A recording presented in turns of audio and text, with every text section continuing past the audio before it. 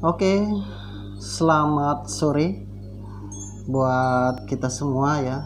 Tentunya mahasiswa keperawatan Unsrit Universitas Hariputra semester 3. Kita akan belajar kembali tentang filsafat timur. Kali ini kita akan berbicara tentang sejarah filsafat Cina.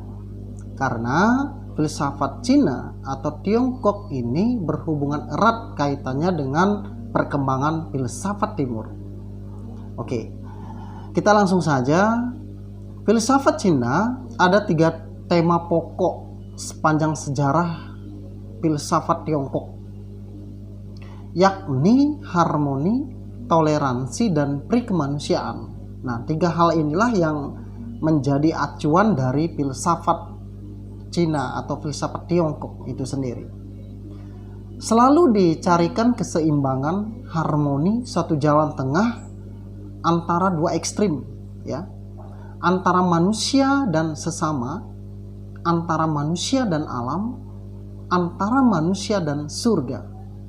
Nah, toleransi kelihatan dalam keterbukaan untuk pendapat-pendapat yang sama sekali berbeda dari pendapat-pendapat pribadi. Oke, satu sikap perdamaian yang memungkinkan pluralitas yang luar biasa juga dalam bidang agama. Kemudian prikemanusiaan ini adalah suatu hal yang perlu ditiru atau perlu dipelajari dalam filsafat Tiongkok karena erat kaitannya dengan manusia.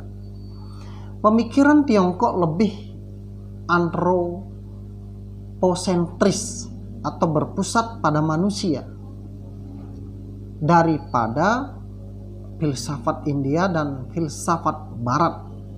Ya, Tiongkok lebih kepada antroposentris, berpusat kepada manusia. Manusialah yang selalu merupakan pusat dari segala sesuatu. Itu filsafat Tiongkok.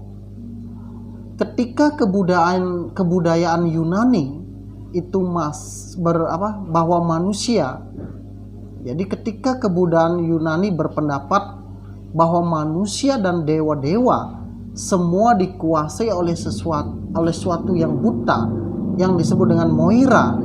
Dan ketika kebudayaan India masih mengajar bahwa kita di dunia ini tertahan dalam roda reinkarnasi yang secara terus-menerus, maka di Tiongkok sudah diajarkan bahwa manusia itu sendiri dapat menentukan definisi atau menentukan nasibnya dan tujuannya. Filsafat Tiongkok kalau kita kenal dibagi menjadi 4 periode besar, ya. Yang pertama adalah zaman klasik. Itu terjadi sekitar tahun 600 sampai dengan 200 sebelum Masehi. Karena menurut tradisi periode zaman klasik ini ditandai oleh 100 sekolah filsafat, 100 aliran yang semuanya mempunyai ajaran yang berbeda-beda.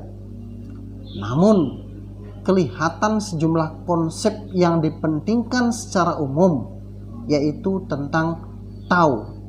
Tao ini artinya jalan. Te, keutamaan atau seni, ya, atau seni hidup. Kemudian Yen yang disebut dengan prikemanusiaan.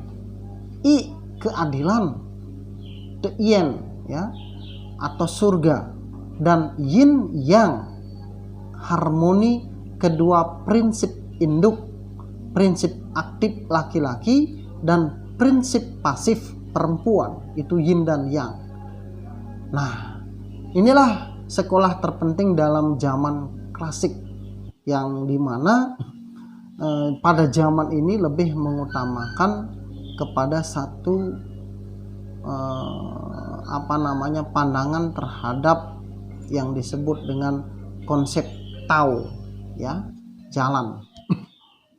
Kemudian pada zaman Neo-Taoisme dan Buddhisme, itu yang kedua, itu terjadi sekitar tahun 200 sebelum Masehi sampai dengan 1000 Masehi.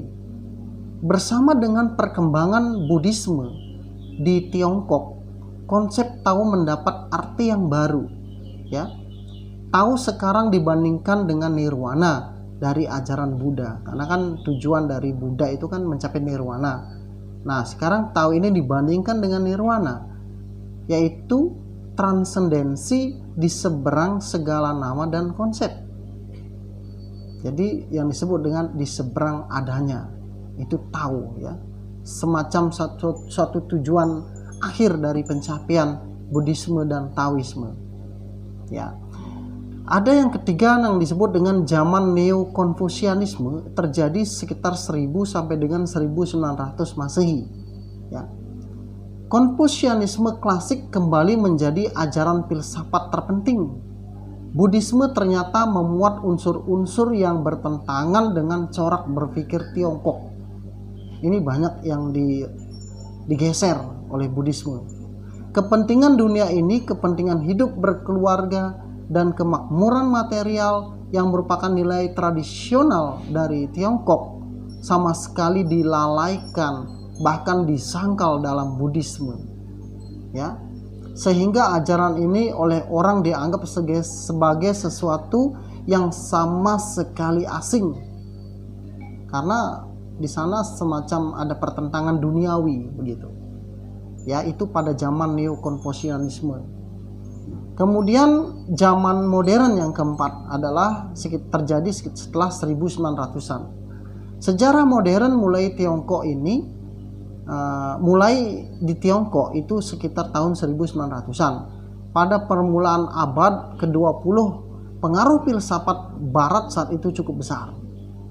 Tahun 1900-an.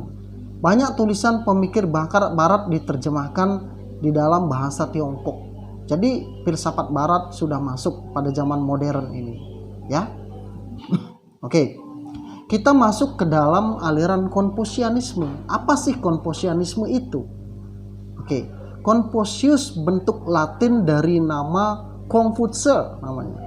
Guru dari suku Kung, dikatakan begitu, hidup antara 551 dan 497 sebelum Masehi.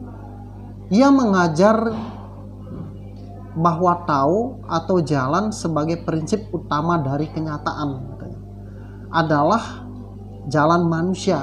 Jadi Tao ini adalah jalan manusia. Artinya manusia sendirilah yang dapat menjadikan Tao luhur dan mulia kalau ia hidup dengan baik. Jadi manusia sendiri yang menentukan dirinya untuk menjadi yang baik. Itu saat Konfusianisme itu, ya.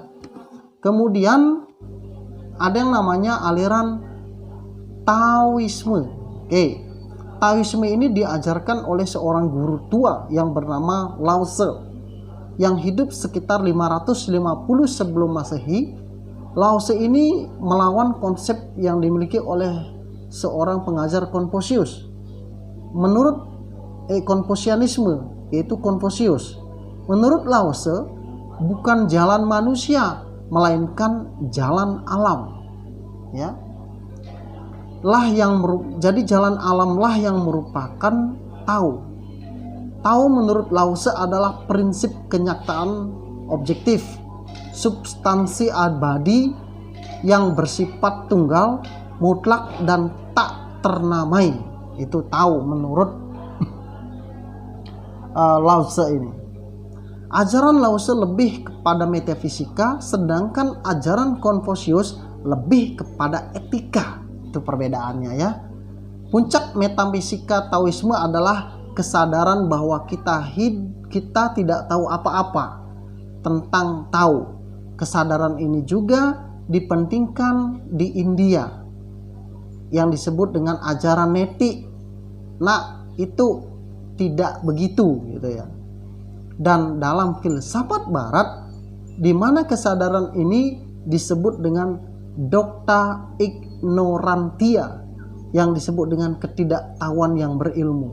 Nah, ini hanyalah suatu ajaran saja dari konsep-konsep yang dimiliki oleh Lao Tse dari pandangan Taoisme ini.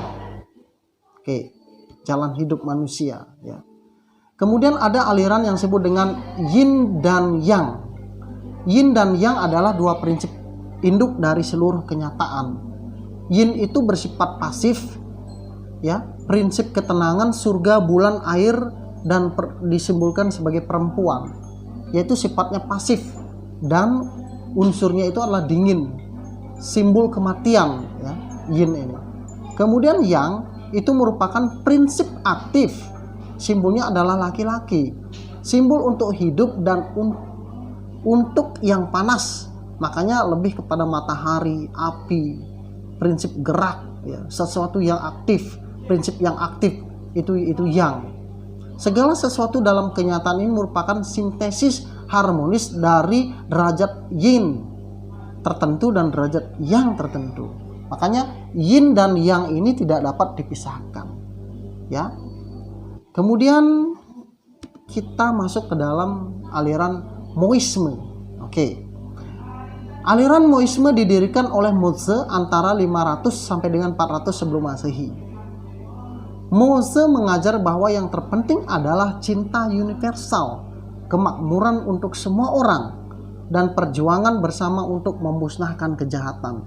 Jadi Moisme ini, aliran ini tidak suka terhadap pertengkaran, perkelahian, peperangan, karena itu tidak menimbulkan kemakmuran. Oke.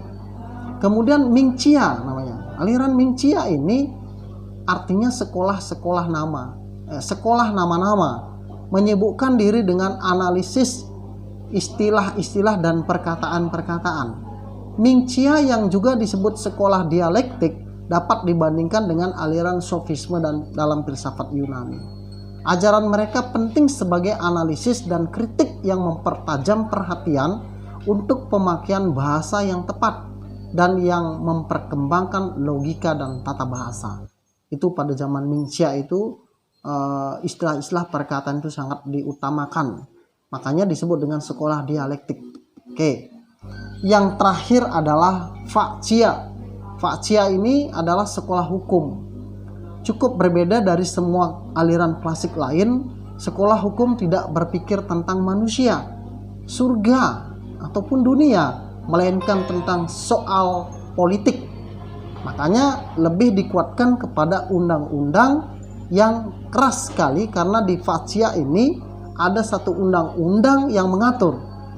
Oke, jadi inilah yang melatar belakangi filsafat timur itu sangat kuat dan dipengaruhi oleh aliran-aliran tadi.